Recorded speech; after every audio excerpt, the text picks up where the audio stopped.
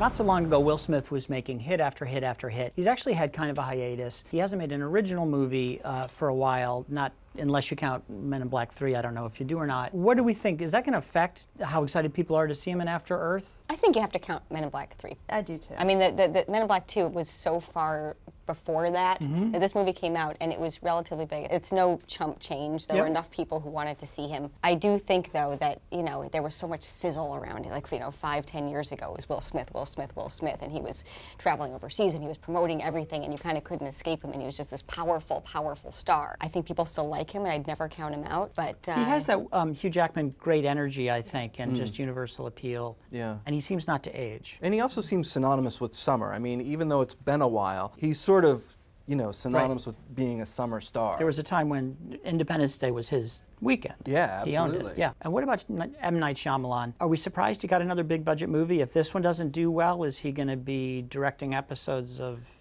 network TV? I'm surprised at how little you hear his name in relation to this movie. I always forget that he's the director because they seem to be... That might be the idea, right? I think, well, that's what I mean. I think they're keeping it very quiet. He doesn't have the same draw anymore he used to. And I don't know that you would necessarily call this After Earth a Night Shyamalan movie. I mean, I think it was probably very clear on the set who the boss was. And it was Will Smith. And then Jaden Smith was number 2, and then maybe Night Shyamalan. Well, it's true. And his sister is just one... whipping her hair around.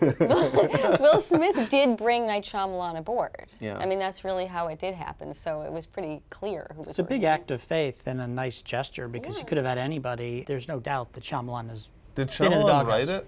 No. Because I think that's, people have been saying for so long, you know, he's a really, really skilled director. He's maybe got to stop writing his own screenplays and just show what he can do behind the camera. Yeah.